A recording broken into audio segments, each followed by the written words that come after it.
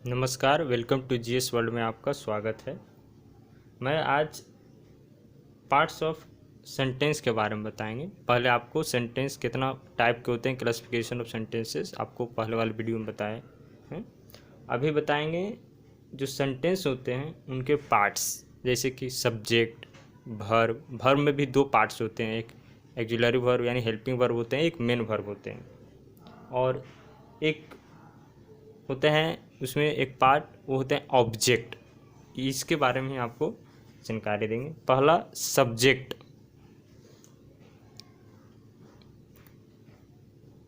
Subject subject उसे कहते हैं जिसके बारे में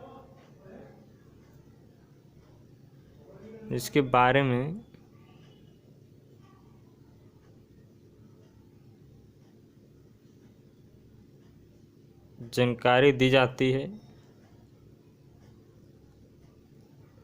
या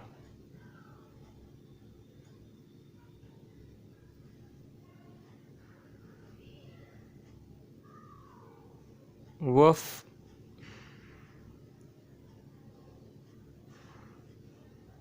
फिर कोई काम करता है। सब्जेक्ट हम उसे कहते हैं जो सब्जेक्ट या तो उसके बारे में कुछ इन्फॉर्मेशन देता है, सूचना देता है या जानकारी देती है, या सब्जेक्ट वो खुद को काम को कर रहा होता है, उसको हम बोलते हैं सब्जेक्ट। इसको इंग्लिश में आप बोल सकते हैं subject is the one who we talk about या परफॉर्म एन एक्शन। या तो वो कार्य करता है या फिर हम उसके बारे में कुछ अतिरिक्त सूचना देते हैं या बताते हैं। ये तो हो गया सब्जेक्ट। दूसरा होता है वर्ब। वर्ब मतलब हिंदी में इसको बोलते हैं कर्म या कारक, कार्य करने वाला या काम। सब्जेक्ट को बोलते हैं कर्ता। कर्ता यानी काम करने वाला। सब्जेक्ट या तो काम को करेगा या फिर उसके बारे में कुछ सूचना दी जाएगी, उसे हम सब्जेक्ट बोलते हैं।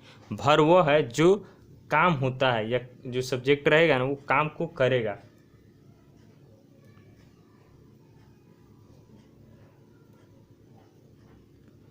क्रिया वह है जो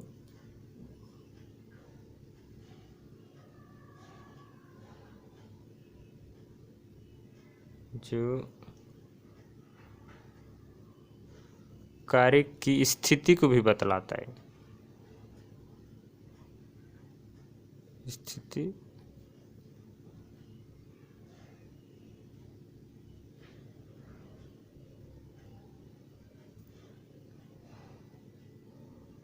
जानकारी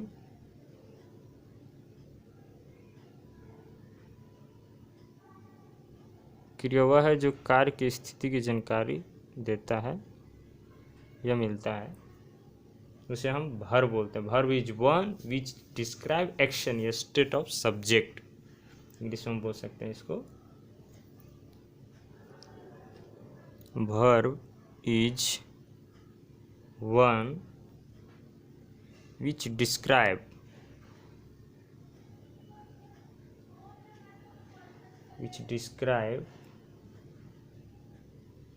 the action you perform, a state of subject।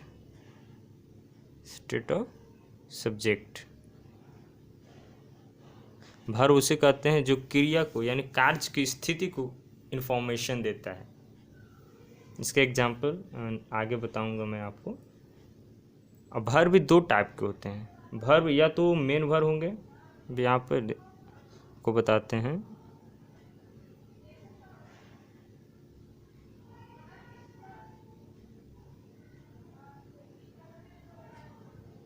Type, पहला वर्ब टाइप देखिए एक,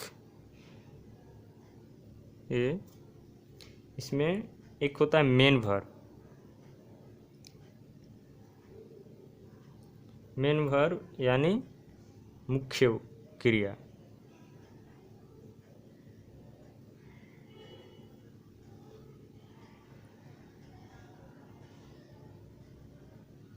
यह सब्जेक्ट के कार्य की जानकारी देती है।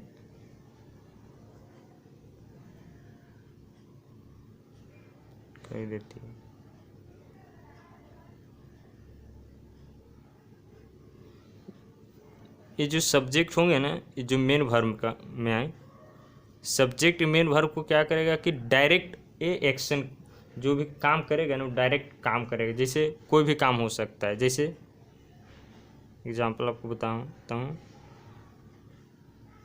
हंसना, दौड़ना, रोना, पढ़ना, ये सब जितना भी जो ये काम है ना, वो सब आएंगे मुख्य क्रिया में, यानी मेन वर्ब में।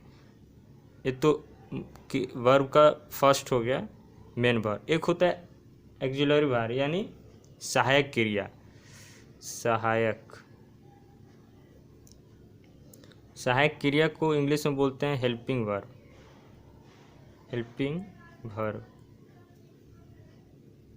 या एक्सिलरी भी बोलते हैं।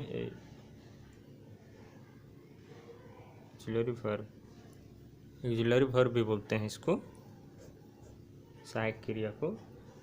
इसको जैसे कि आपको मैं एग्जांपल देता हूँ। सहायक क्रिया क्या होते हैं, हेल्प ये आपको बताते हैं। यह सब्जेक्ट का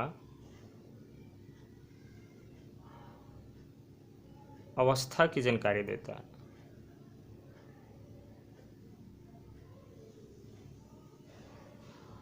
अवस्था की जानकारी देता है। फॉर एग्जाम्पल, इसका एग्जाम्पल देता हूँ, is, am, are, was, were, इसको वर या वेयर भी पढ़ते हैं। Do, does, did and will, shall, etc। इस जितना भी है सब सहायक क्रिया, ये जितना भी है ना वाक्य में यूज होंगे, वो सब अकॉर्डिंग टू सब्जेक्ट, यानी सब्जेक्ट के अनुसार ही लगेंगे। अगर सब्जेक्ट सिंगुलर है तो ईज आएंगे, थर्ड पर्सन है तो। अगर सिंगुलर होकर अगर वो फर्स्ट पर्सन में आते हैं तो एम लगेंगे, प्लूरल रहेंगे तो आर लगेंगे। वैसा ही पास्ट में आएंगे तो सिंगुलर रहेगा तो वाज, प्लूरल रहेगा तो वर। इस तरह यूज होंगे सहायक क्रिया। सहायक क्रिया हमेशा सब्जेक्ट के अनुसार यूज होता है कि सब्जेक्ट किस स्थिति में है उसके बारे में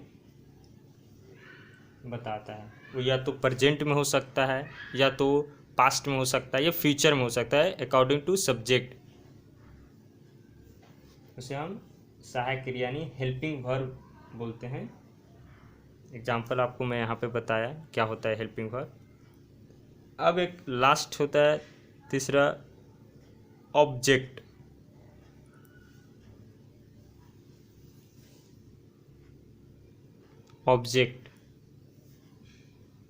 ऑब्जेक्ट यानी कारक।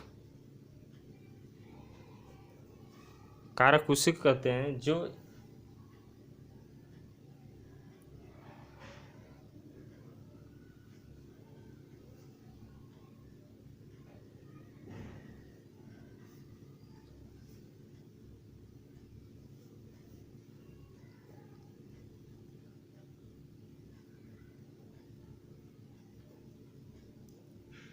कारक उसे कहते हैं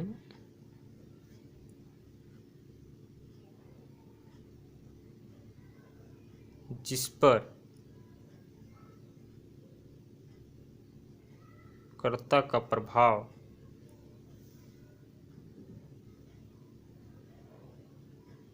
कर्ता का कार्य का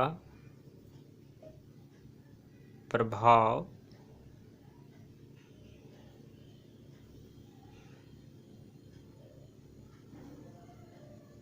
कारक उसे कहते हैं जिस पर कर्ता के कार्य का प्रभाव पड़ता है।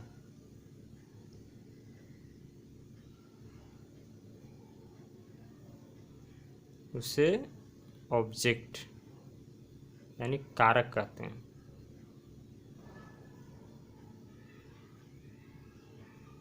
कारक कहते हैं। फॉर एग्जाम्पल,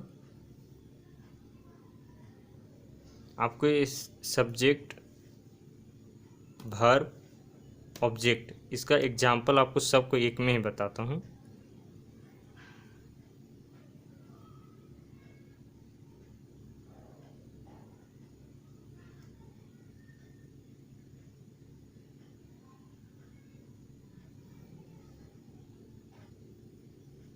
वह बाजार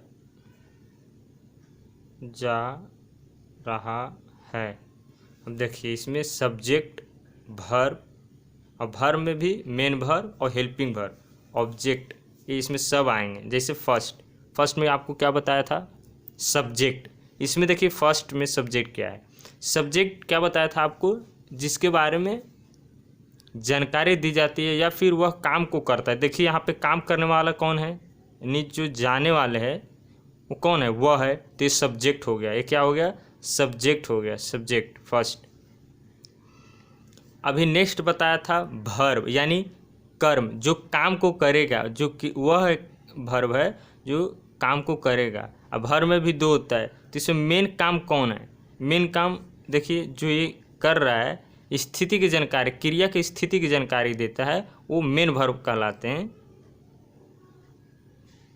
जैसे कि देखिए यहाँ पे जाना, लेकिन उससे पहले भी, मेन वर्ब से पहले भी हेल्पिंग वर्ब का प्रयोग होता है कोई भी सेंटेंस में। तो इसमें देखिए हेल्पिंग वर्ब क्या बोलता है, सहायक क्रिया।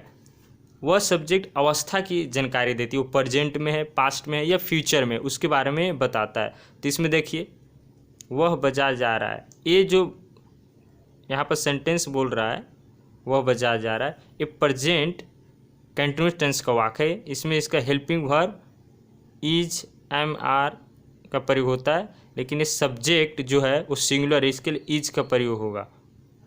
ये सब्जेक्ट क्या हो जाएगा, वह बाजार जा रहा है।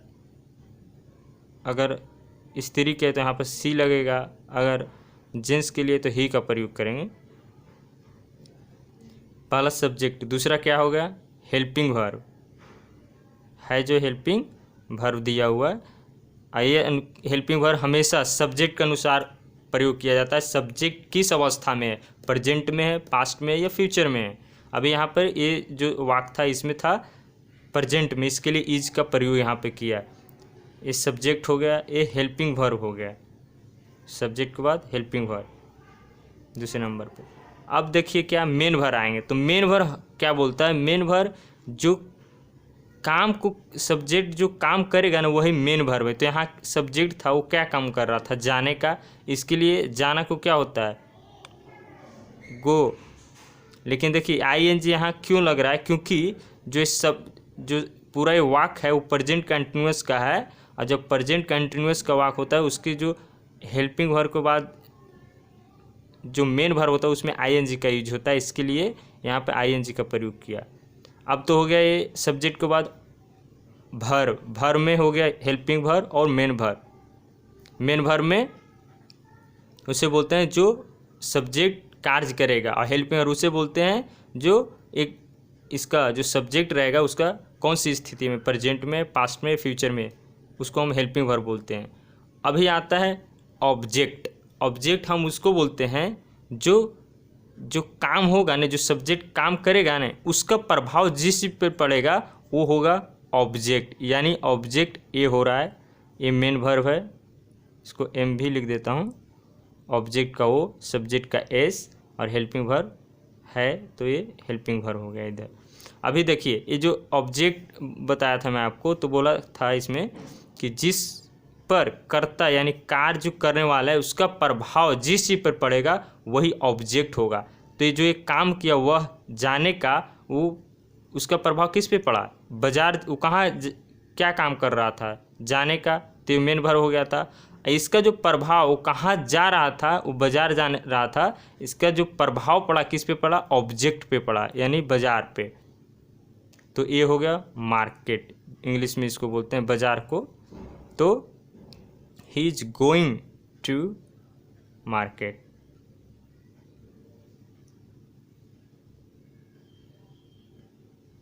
सब्जेक्ट जिसके बारे में जानकारी अतिरिक्त जिसके बारे में जानकारी दी जाती है, फिर वो काम को करता है, उसे हम सब्जेक्ट बोलते हैं। अभी एक और एग्जांपल लेकर बताता हूँ, दूसरा। अयांश मेरा बेटा है। देखिए यहाँ पे इसमें तो काम था, इसमें क्या कोई काम कर रहा है, सब्जेक्ट जो है हेल्पिंग वर्ब, मेन वर्ब और ऑब्जेक्ट। अभी देखिए अयांश मेरा बेटा है, इस पे अधिकार है उसका, अयांश मेरा बेटा है। इसमें जो सब्जेक्ट है वो क्या कोई काम कर रहा नहीं, फिर भी ये क्या है, सब्जेक्ट है अयांश। क्यों? क्योंकि इसके बारे में अतिरिक्त सूचना दे, सब्जेक्ट वही तो बोलता है कि या तो सब्जेक्ट जानकारी देगा या फिर वो काम को करेगा। तो इसमें क्या है, इसमें तो काम कर रहा था, फर्स्ट एग्जांपल था, लेकिन इसमें बताया जा रहा है यानी वर्णन किया जा रहा है, यानी अयांश मेरा बेटा है। तो ये अयांश हो गया सब्जेक्ट। हेल्पिंग वर्ब इसके बाद लगता है इज माई सन।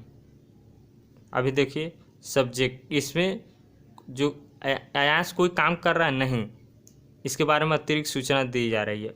कारक यानी ऑब्जेक्ट किस पे प्रभाव पड़ रहा है, जहाँ पर बेटा है उस पे, तो ये हो गया ऑब्जेक्ट अयांश इज।